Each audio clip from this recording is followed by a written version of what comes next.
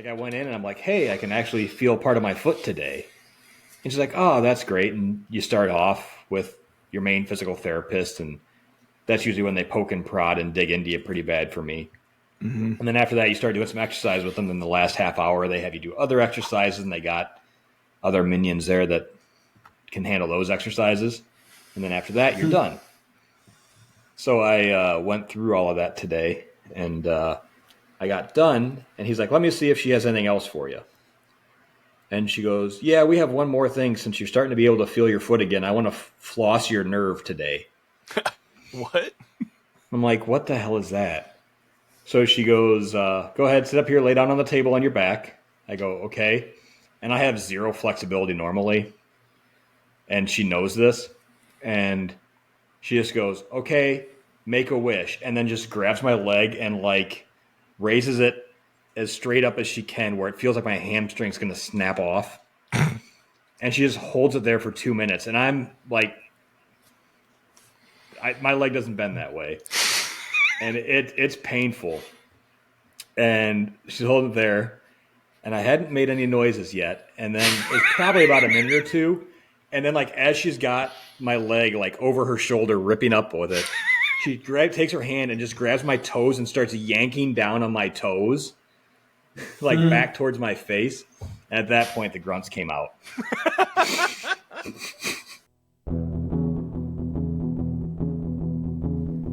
podcast about bourbon and the ones who drink it. This is Bourbon Matters.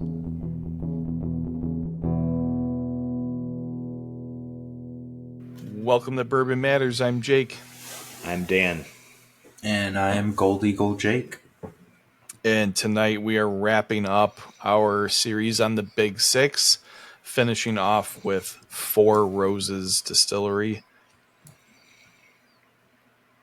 That probably the smallest of the six that we've talked about so far, I believe, in terms of output. Yeah, I didn't put them all together.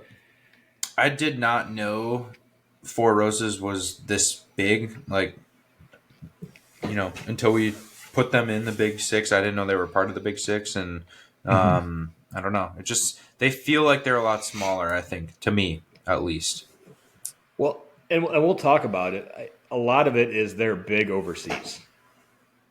Yeah, that is true. They are big in like Japan and a lot of like duty free export only products.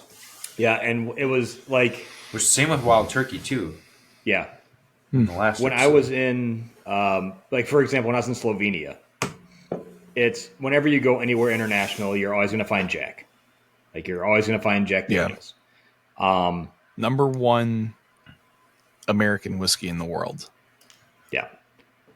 So like when you're going for some of these places, if you're trying to drink American whiskey, it's Jack and usually not much else. And in Slovenia at 2 different restaurants, they had Four Roses. But I couldn't find Four Roses to buy in any liquor store because I was going to get a bottle for our guide after that trip. But all the restaurants have it? I did go to a restaurant and asked if I could buy it from them, and they wouldn't do it. So I ended up with a Jack Single Barrel Select for him at least. But yeah, it was funny because at the time I didn't realize that Four Roses was probably one of the bigger ones in Europe as well as Japan. But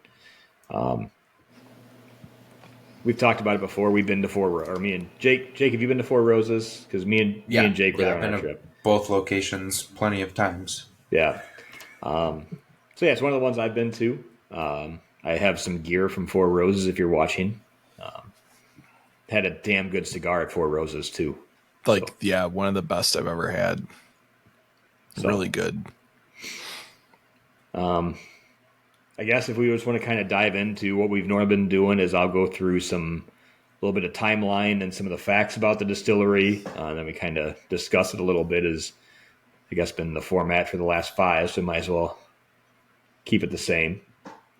Four Roses is one of the oldest distilleries in the U.S. that's been continually operated, like Buffalo Trace. They were able to stay afloat through Prohibition due to some smart minds. but they go back to 1884 when Paul Jones Jr. moved his business to Kentucky, and 4 years later he trademarked the name Four Roses, which I'll talk about the name in a minute. But then 1922 comes along, and obviously we're in the middle, or we're not in the middle. We're in the start of Prohibition, and Four Roses was not allowed to stay open. But what they did is they bought out Frankfurt Distilling Company, who had the rights to produce medicinal whiskey. So they were able to stay afloat through Prohibition, so what some would call the U.S. Dark Ages, by able to sell medicinal whiskey through their purchase of Frankfurt Distilling Company. Shortly after the Prohibition ended in 1943, they were purchased by Seagram's, and at that point it was discontinued in the U.S., but continued to sell in Europe and Asian markets. Super interesting fact. Yeah.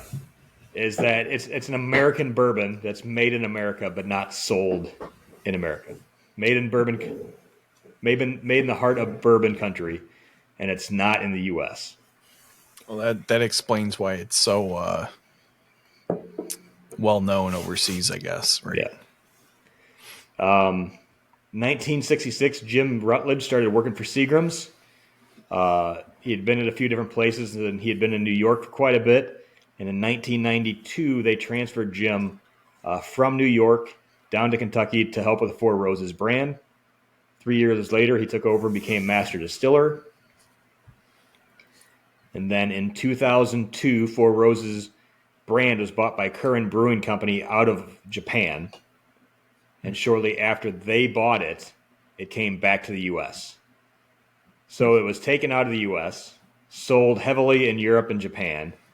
A Japanese brewery bought it and then brought it back to the U.S. So kind of a unique history. Japanese are smart. They are. Why would you not sell a product made in the U.S. in the U.S.?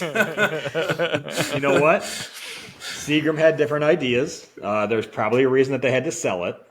And There's probably a reason Seagram's isn't really around anymore. Yeah. So since 2002, it's been back in the U.S. 2015, Jim resigns and his son Brent takes over and has been the master distiller since. So it's one of those that has a unique history to it in the fact of it's been around forever, but for a large chunk of its existence, even though it's been in Kentucky, you weren't able to buy it in the U.S. Mm-hmm. So very interesting. Which is weird because when you think you would have, like when you think of Buffalo Trace, some of those older distilleries that have been around forever, you just don't think about it. It's Kentucky. Of course you could always buy it. But for this one, for decades, you could see the distillery from the street, but you couldn't go and buy any product from them. Mm-hmm. The name Four Roses, obviously people always think of love when they think of roses. And the reason why it's called Four Roses is that Paul Jones Jr., who was the one that trademarked the name and started everything, had fallen in love with a female and had invited her to a gala. And she told him that if she wore a corsage with four roses on it, then that means she'd be his date. And she wore a corsage with four roses. And that's where the name comes from. I do think that the Four Roses logo and the branding around it is probably one of the most beautiful logos in whiskey. I do love it. It's just very clean, very classic. Even the cigars we had a tobacco leaf rose that was wrapped up with a cigar. Yeah, it's pretty cool. It just has a very classy, very nice feeling to it. It's a very beautiful logo. If you walk in the house with that, your wife can't get upset. So Jake, maybe if you buy a case of Four Roses, I just brought you some roses, honey. I bought you 24 roses. I'm not going to push my luck with that one. Believe me. 24 roses, Jenna. How do you not want 2 dozen roses? Yeah. Maybe there will be a coupon code after that will even save you more money. Oh, well, that. Um, one of the unique things with Four Roses, they age in single-story warehouses. So when you drive through Kentucky, you see Yeah. these massively tall rick houses, and a lot of distilleries are famous for certain products come from certain spots of the warehouse. Four Roses wants to have everything be as similar as possible. So they just have single story warehouses, which means they need a lot of property and a lot of square footage because they're not taking advantage of any of the vertical space to store barrels.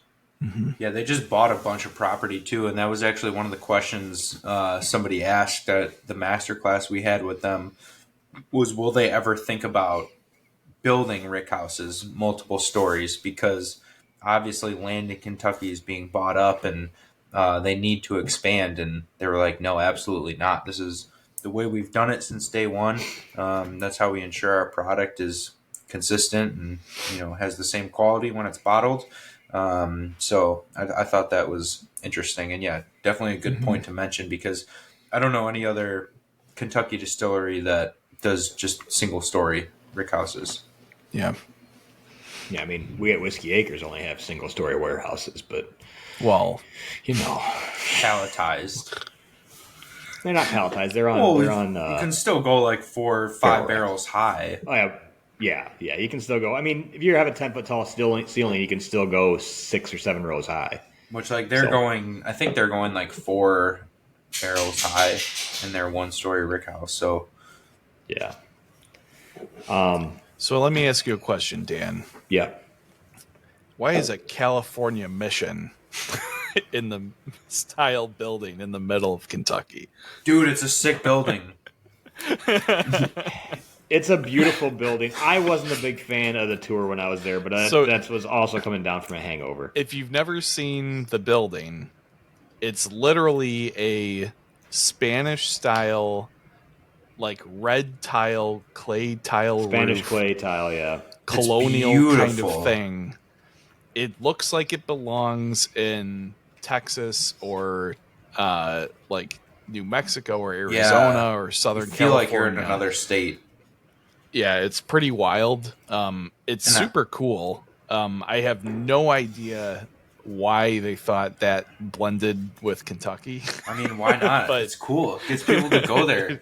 And it is pretty neat. It's probably like the most underrated location. Like nobody really talks about how cool that building is, but maybe because it's new. I don't know. It is on the newer side, I think, that whole gift shop and everything. So it wasn't really a destination before. But the other thing that's funny is that drive to the distillery, that road that you drive on, is like the most abandoned, like rundown area that I've seen in Kentucky. Like half the houses are may vacant or may not have been boarded asleep up on that road. Yeah, Dan was. You would remember. Asleep. You would remember asleep the on road. I was asleep in the bus. Yeah. Like I half think the I houses are boarded up at that and point too. It's kind of in a wild little area, even though there is like Wild Turkey's 10 minutes away. There's a good amount of things, but you're definitely in a different part of Kentucky. Mm-hmm. Yeah. One thing with Four Roses is they don't put age statements on any of their products. Everything's at least 5 years, but they're similar with what we talked about with Maker's Mark. They're going for the flavor profile of it when it's ready, but it takes at least 5 years to get there. But they decided they're not concerned with the age, which is fine. I mean, there's some people out there that'll only buy stuff that's age stated and at least 6 years. On average, this is 5 to 7, so it's going to be 6. But they're going for a specific flavor. That's why they're doing the single story rick houses. Which, yeah, I agree with that. I mean, I hate people that are age whores and I only drink anything that's 12 years or older, nothing younger. Yeah. Yeah, well, I mean, this is very similar to Makers, where they're trying to get consistency over all else.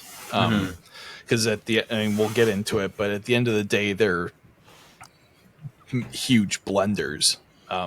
So getting that consistency which Dan, I'm sure, is going to talk about the mash bills in a minute, but you want those mash bills to be as consistent as possible every single time so that when you go to make your blend, you know exactly what's going to come out on the other side. Yeah. So they came out with 4 different expressions of Four Roses bourbon, and it's what they call their Four Roses, which is just normal. The normal Four Roses bourbon, the Four Roses small batch, the Four Roses single barrel, then the small batch select are the 4 labels that they produce. This is Four Roses. They don't have the different names. It is Four Roses, and it's one of those 4 bottles that you'll find. Mm-hmm. Which I think kind of is the part of the reason why I didn't realize they're as big as they are, and why most people kind of don't think so as well, because they have. I know you're about to get into it, but 2 different mash bills with 5 different yeast strains, which is very unique. And then they only have 4 products.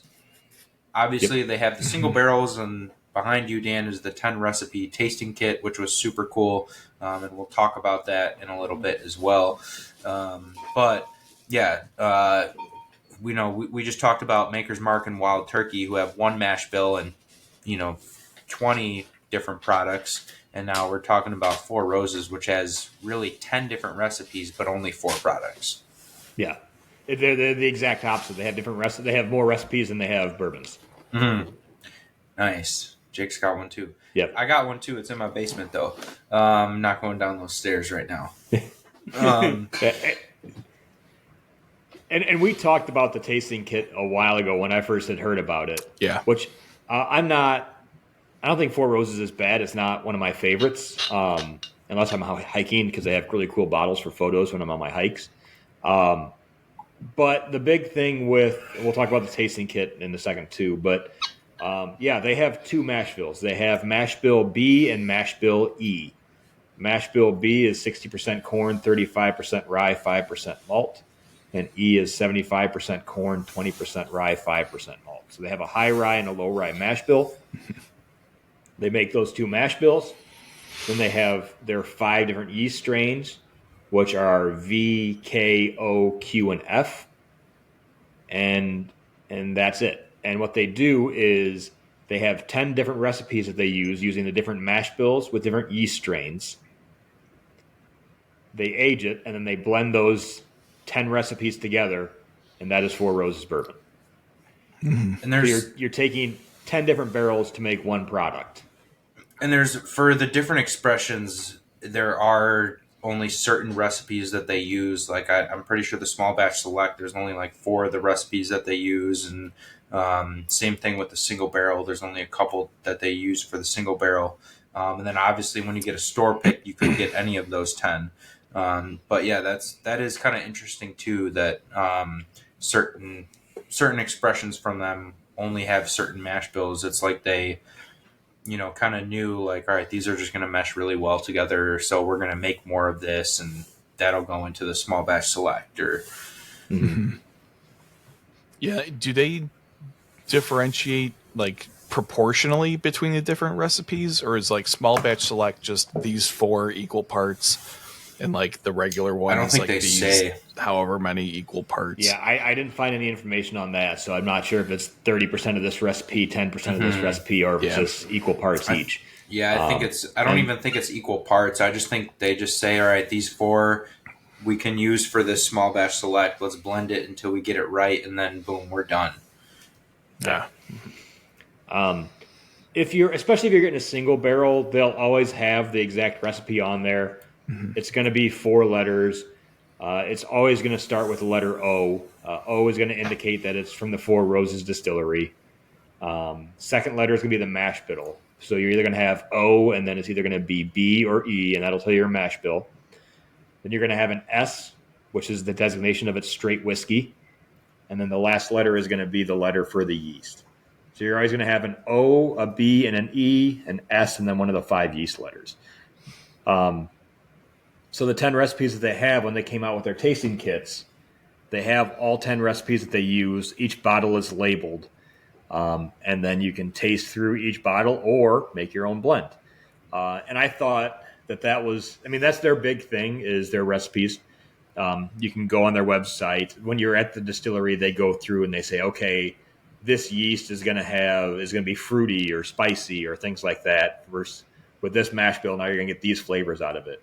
I wasn't the standard tour. I didn't think did it justice. I thought they did a good job talking about it, but in terms of tasting through it, I thought it was lacking. Which you're only allowed to have X amount of samples. I get that, but that I was coming down off my drunkest of the trip. So there's a lot of things at play at this point. Yeah. I mean, you didn't remember the drive in the mile before you got to the distillery. That's because I was sleeping, Jake. Well, yeah. You remember things when you're sleeping? You were hurting a little bit that morning. No, I wasn't hurting. I was sleeping. I wasn't hurting. I was asleep. You said you were hungover. I didn't say I was hungover. I was definitely not hungover. The previous day. Drunk. The previous day, I was mad that I wasn't drunk from the distilleries, and the second day got me quick. Yeah. All right. But I wish they would have done it. I should go sober. Yeah, I was fairly sober at Four Roses, so I remember it being a pretty decent tasting. They do the most with going through with the flavor wheels and things like that. Like it's way more in depth of a tasting versus here's our whiskey. What do you think? I will give them that, and I remember that. So screw you, Jake. I wasn't super drunk. I didn't say that. I wasn't talking to you. I was talking to Shadowy Jake over there. That's in the shadows tonight. I need a new lamp in this room because the only light is like right behind me, and it just glares too much if I turn it up. I'm actually surprised that there's a lamp in that room. Like that's the most surprising thing I've heard. Like I thought it was just ambient lights in there. Nobody watches the video, so it doesn't matter. That's true. That's true. But no, Four Roses announced that they're coming out with these tasting kits. I was super excited. Thought they were going to be. They were only shipping them to a few states, and Illinois was one of them. I know that as soon as Gold Eagle posted on Instagram they had them, I went onto their handy dandy little app and ordered one right away. I almost think that they should have shipped to other states because I still see a ton of these boxes out there. But this is a cool. I mean, it was what are they like were they 120 or 130 for the box somewhere in there? $129.99. I mean, for the amount of whiskey you're getting, it's on the pricier side, but it's something more rare than you're going to find out there of 10 different whiskeys or 10 different recipes from one distillery. And a lot of these recipes, you'd have to really hunt to ever try and taste a single. Yeah, I was going to say, like, it is very pricey to buy the kit because you're getting 500 milliliters. All the samplers are at 104 proof. So essentially, you're buying a 500 milliliter bottle, 104 proof for $130. And if you can find a single barrel from them, which they are pretty tough to find, you get barrel proof Four Roses, and those run about $100 to $110 a bottle. But I hear about people all the time that are like, I'm collecting all the single barrels of Four Roses. Like, I want every single recipe. And I've gone to Four Roses to do a barrel pick, and I can tell you, like, it's every like, there's no way you're going to guess what recipe is what barrel. Like, we know with single barrels, the tasting notes on what it should taste like never match up with what it is because it's a single barrel. It's going to be different every single time. And this is a really cool way to consistently try each of the recipes, which was never an option in the past, unless you spent $1,000. Never really intended either. Right, never really intended. Right. But super cool, and it's super cool that Four Roses is set up to do something like this because that's what I think the consumer wants nowadays. They want to try different things, and they want to compare, that's just different recipes from the same distillery. Just how does the yeast affect what I'm tasting? How does the mash bill affect what I'm tasting? That's a super cool tasting to sit down with a couple people and go through those. And I think that's much more cost effective, obviously, than hunting down all the single barrels, and more consistent too. Yeah, and if Buffalo Trace put it out, it would be like $10,000. So Oh my god, That's what people would pay for it. That's not what they easily. would charge for it. Yeah. That's what people would pay for it aftermarket. Yes. Can you imagine a Buffalo Trace collection gift set where it comes with a 50 milliliter of all 30 everything they of produce? everything, yeah. Yeah, like what would you pay? I would think like 500 minimum would be the retail. It'd probably be close to yeah. closer to 1,000. Like especially if it included the whole Pappy Van Winkle and antique collection, $1,000. And people easily, yeah. People would Definitely. spend. Now, what if it didn't have any antique or any Pappy? Probably like 300. Yeah, Yeah, people would probably spend it. probably. Yeah. So I think that kind of justifies this a little bit, and Yeah, I mean, and they did a good job with the marketing and product, Yeah. or the packaging and everything of it as well. But no, and it's the reason. Like the reason they have the different recipes is again they're trying to go for consistency. Yeah. So year to year, your grain can have different flavor. The way it ages can have different flavor, things like that. But when you're blending a bunch of things together, you're going to end up with a more consistent product year to year. So, and that's why again they're not putting age statements on, because it might be 5 years, it might be 7 years to get to the point. But they are one of the more unique distilleries. Obviously, they've been doing it for over 100 years, so they know what they're doing with it, and it's done well for them. In terms of, like, I've had one single barrel before. I bought one a long time ago when I first got into whiskey. It was not my favorite single barrel by any means. I was not happy or not sad when I finished it. I think their normal products, when I taste them, they're fine. They're nothing that blows me away. But again, it's a consistently good whiskey. Yeah, one of my gripes with Four Roses is that there's like the two mash bills that everybody says are the best. I think it's OBSQ and I can't remember what the other one is. OE. I've had an OESK. I'm glad you brought that up. Continue your thought, and then I'll kind of add on to that. Yeah, so I mean, like it's one of those things where like I consistently hear this from people that there's these two are the best. Like everybody, it seems like there's general consensus, but those seem to be the hardest ones to find, and it seems like a bit of a missed opportunity for Four Roses. I feel like their product is also kind of overlooked in the same way that Wild Turkey is. Where it's just always there. The four main, expressions are always there, though the single barrels are rarely these two recipes that everybody's, that are highly sought after.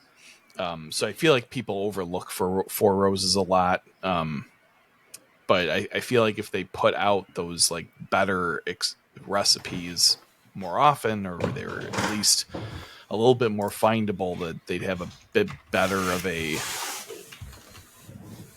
more awareness and a better reputation. Here's my kind of add-on / counter, because we went down to Four Roses to do a pick a couple months ago, our first Four Roses pick. The night before, everyone brought whatever Four Roses single barrels they had. We tasted through them, kind of get an idea for what we're getting into.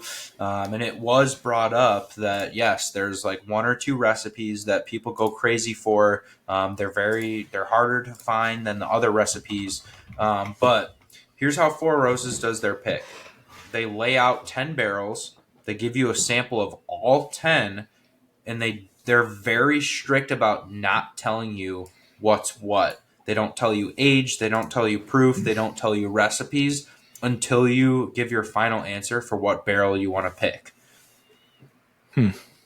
And we were talking with the Four Roses lady that was there doing the tasting and guiding us through picking a barrel. And she was like, yeah, it's very often that they get a group in there that's just like, we don't even want to taste. We just want this one recipe. And they won't do it. They make you taste and pick.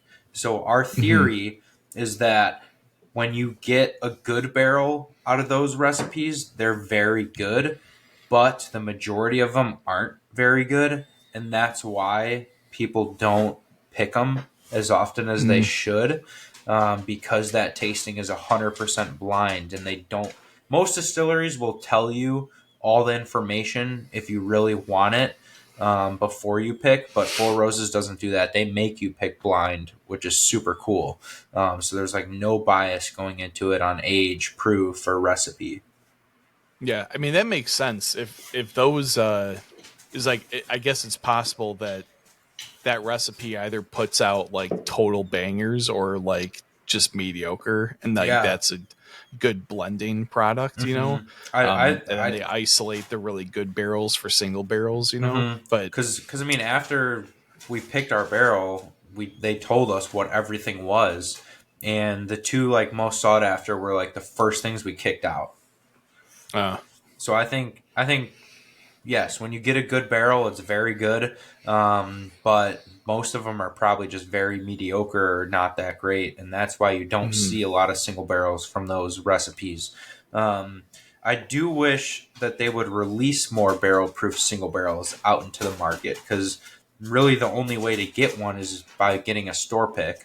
So, and I know they're expanding a lot, so hopefully it's only a matter of time, but it would be really cool to walk into a store and be able to see 4 or 5 different recipes on the shelf, of barrel-proof single barrels, and they're pretty reasonably, very reasonably priced, I should say. They're I was saying, yeah, they're not too 10, bad. 10-year, Price- 12-year for $100, barrel-proof Kentucky bourbon.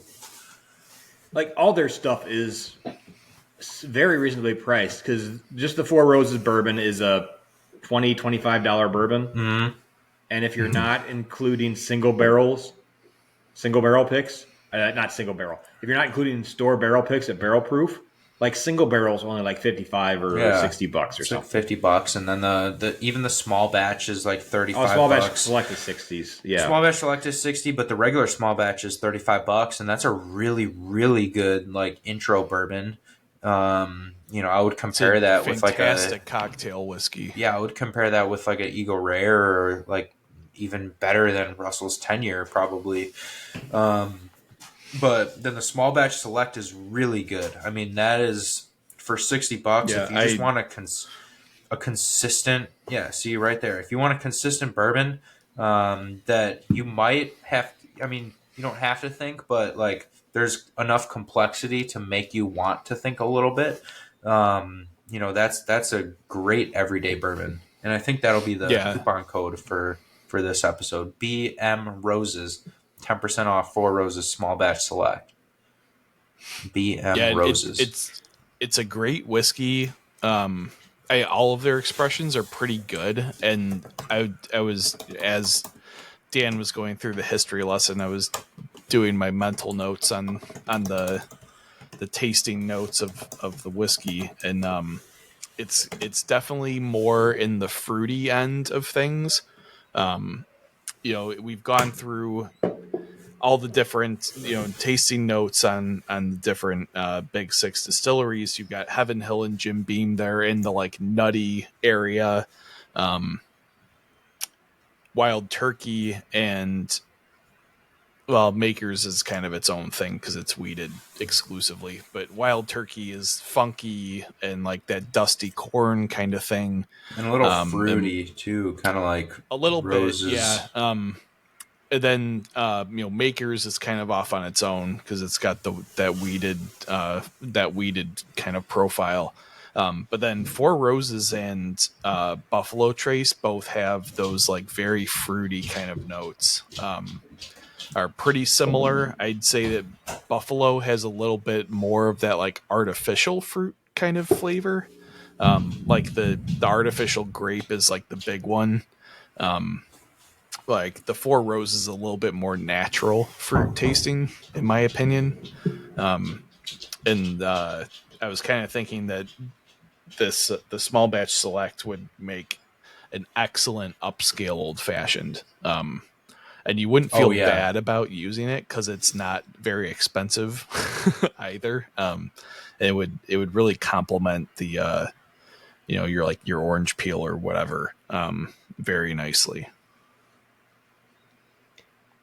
think about my favorite thing about drinking Four Roses is I always get an Outcast song stuck in my head when I'm drinking it,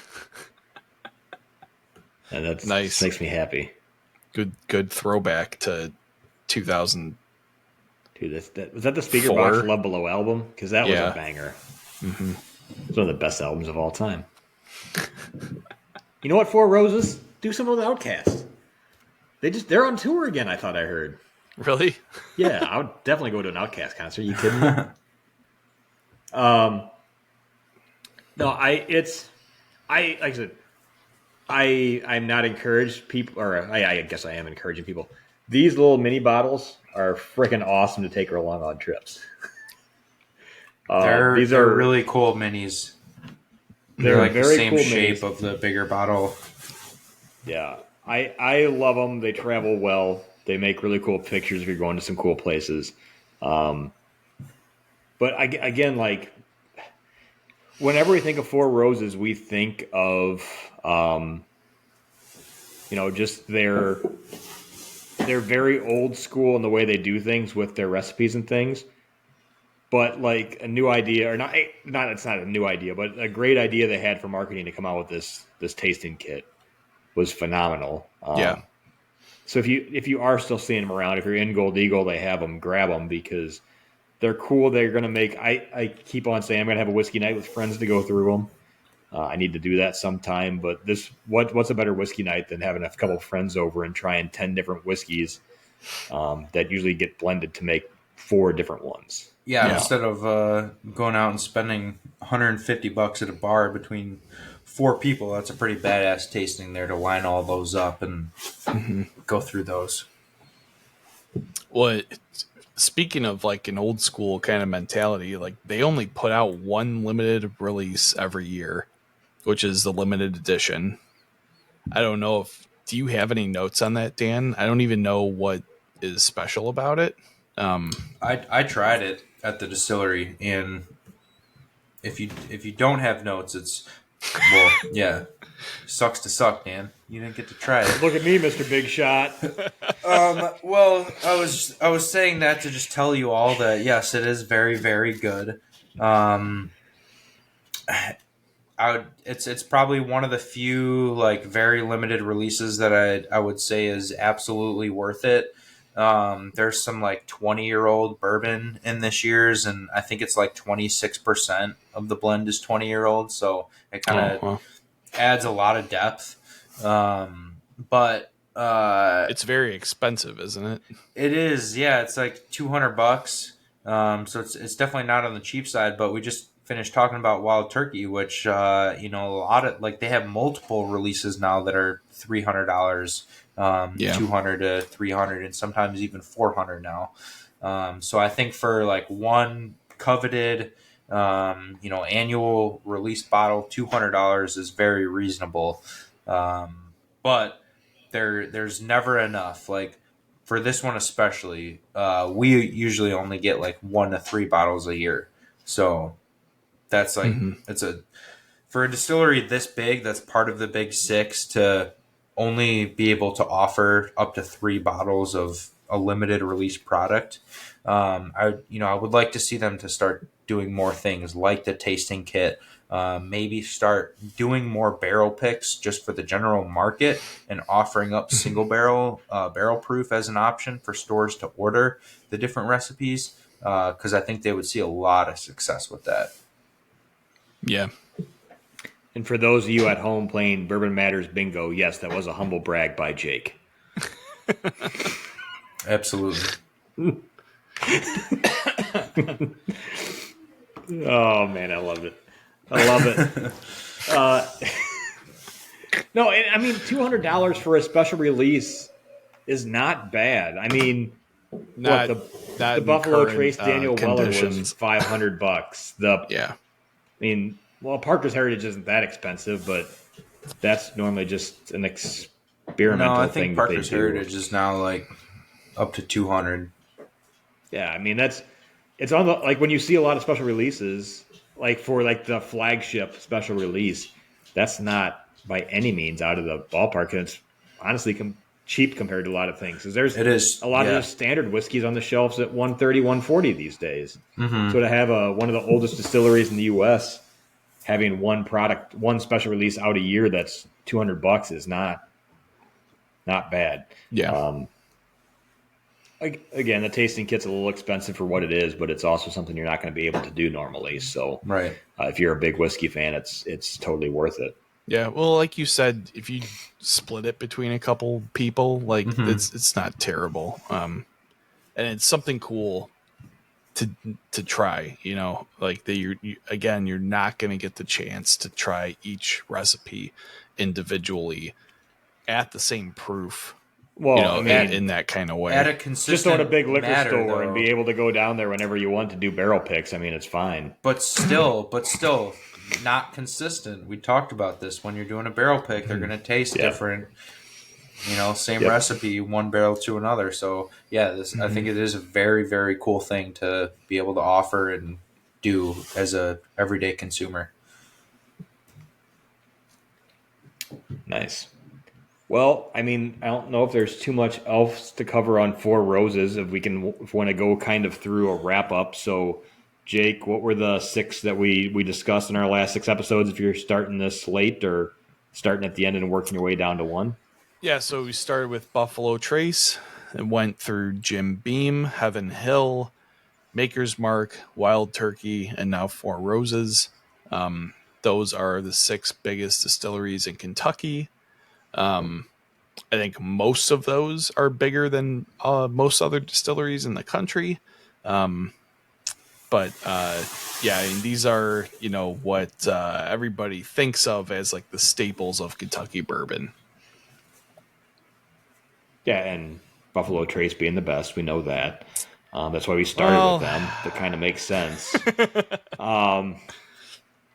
no, I mean, it's all these. They've been around for a long time.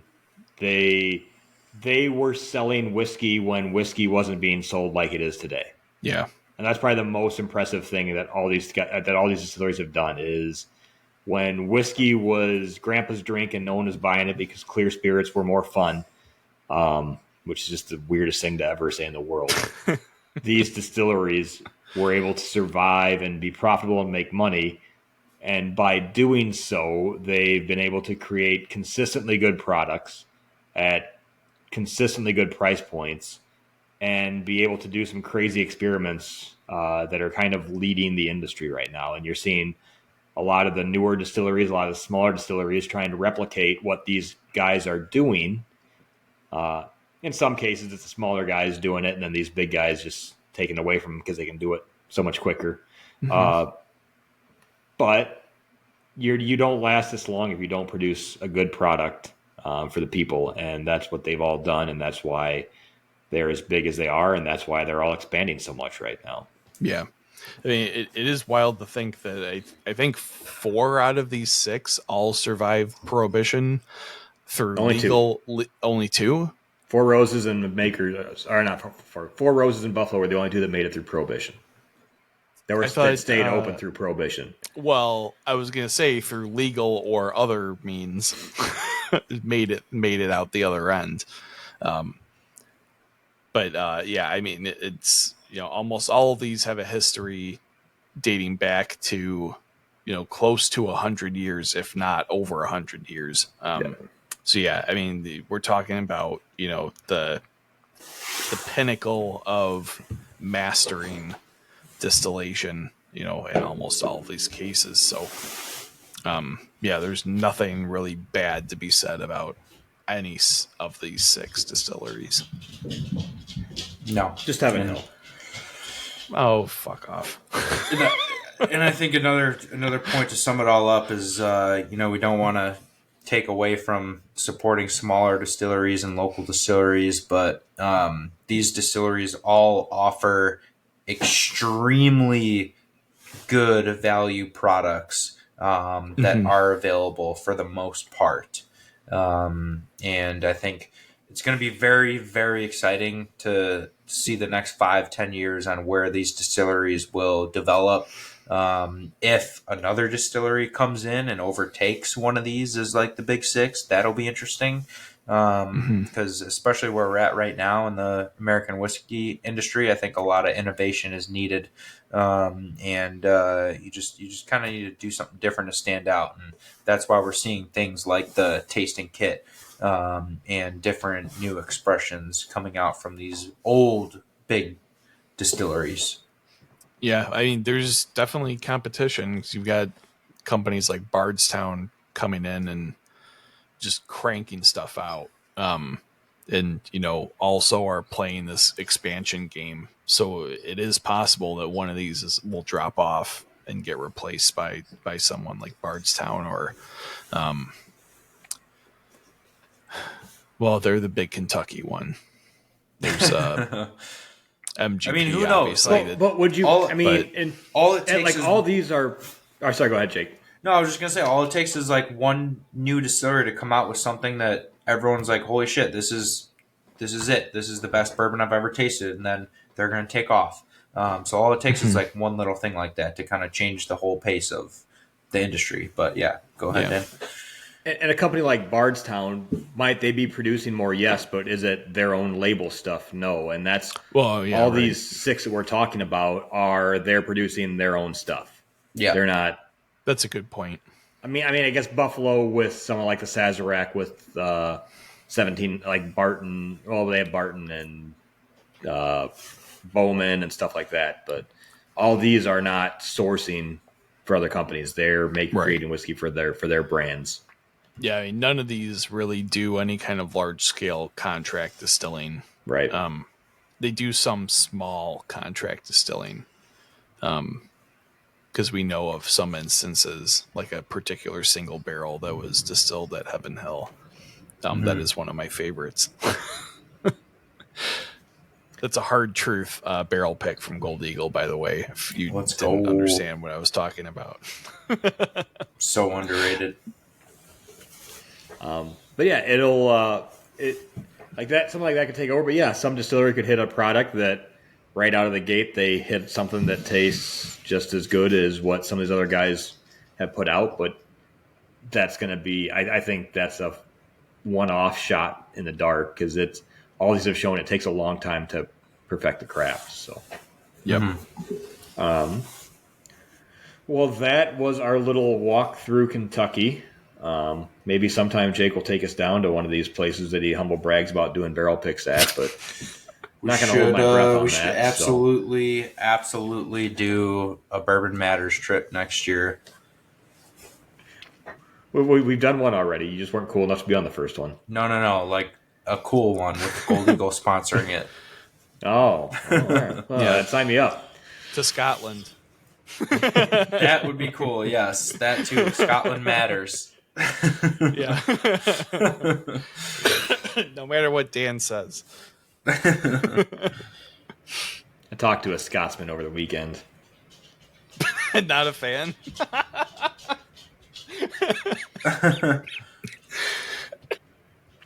But all right, so Jake, you said the code for tonight was BM Roses at Gold Eagle. BM Roses will get you 10% off the small batch select. Not every Four Roses, just the small batch select. I think that is, which is a good deal. Just the small, just the mini bottle, small batch select. No, 750 milliliter. So you save 69 cents on this. One of the best blended bourbons available on the shelf for its price point. I think consistently good. Hits a lot of different flavor notes on the wheel. But yeah, so go to goldeaglewine.com, shop there, download our app, check us out on Facebook at Gold Eagle Spirits, Instagram at Gold Eagle Wine, and use your BM Roses coupon for 10% off a bottle of small batch select. Jake, if they want to hear any of the other episodes, if they just somehow randomly clicked on something and ended up here, how do they hear the other 6 or the other 5 we discussed? Yeah, you can listen to us on Spotify, Apple Podcasts, or any other platform where you listen to podcasts. You can watch us on Spotify and YouTube. Like, subscribe, share, follow, ring the notification bell, share episodes with your friends, leave comments. I'm the one that responds to comments, so I am not always on top of it. give me a couple days, and I'll usually respond. That's what you like to hear from a producer. I'll give you YouTube access, and you can respond. I don't want that. People will not like your responses. No, they will not. So yeah, we've got cool stuff coming up. Next week is going to be our wrap-up episode for the year, where we'll go through our top 5 whiskeys of the year. Right? That's what we agreed to. I thought it was 3. Oh, I went big. Let's do 5. When is that? Let's do 5. I don't think I've drank 5 whiskeys this year. Oh, that's is that next week? Yes. Damn. All right, I got to get working on that. And then we might have a special guest for that one. We'll see. Hopefully, because we changed the date on him. But or her. You guys are both giving away so many hints. God. Then I think the first week of January we're going to have off, but then we're coming back with our blend off live at Gold Eagle. So Bourbon Matters listeners are getting first crack at tickets to that. So sign up on Gold Eagle's website or through the app in their events section. It's going to be a lot of fun. The 3 of us are going to build our perfect blends, and then everyone's going to get to taste them and vote on who the winner is. I'm fully expecting to come out on top, so please don't disappoint me. And then we've got some fun stuff lined up for the early part of next year. We have a special guest that we need to still confirm a date, but Jake gave it away a couple episodes ago, so go ahead and listen to that. Roger Goodell. Yeah, I was going to say Roger Goodell. He's going to talk about Tony being offsides. God, you guys are not sports fans. But yeah, I get it. I will text Roger and see if we can line him up on one of these Wednesday nights. And then there's no NFL games on Wednesdays, so I don't see why not. Yeah, not yet. Give him a few more years. Yeah, it's coming. So yeah, then we got some other stuff, for next year that we're excited about, and maybe a Bourbon Matters trip. So, stay tuned. Mm-hmm. We'll see you next week with top whiskeys of the year, as selected by us. Don't read those rags like Whiskey Advocate. Just come to us. We got all the answers. I mean, there's no marketing, no marketing money here. You're going to get the truth, folks. I appreciate good smack talk. I think we all realize that about me, but punch in your own weight class. That's all I always ask about smack talk. I just want a headline somewhere that says "No Name Podcast Smack Talks Bourbon Pursuit" or "No Name Podcast Smack Talks Whiskey Advocate." That's all I'm asking for. If Machine Gun Kelly did that to Eminem once, and now what's Machine Gun Kelly doing? If Bourbon Pursuit smack talked us on an episode, our listeners would shoot through the roof. We would have 14. Yeah, that's what we really need is a good old fashioned beef. You want me to? I can go start beef. If there's one thing I'm good at, it's antagonizing. Yeah. That's our goal for 2024 is to start beef with another big name podcast. All right. We'll see you next week. Sounds good. And then we'll see you in the new year. Sounds good. Cheers. Cheers.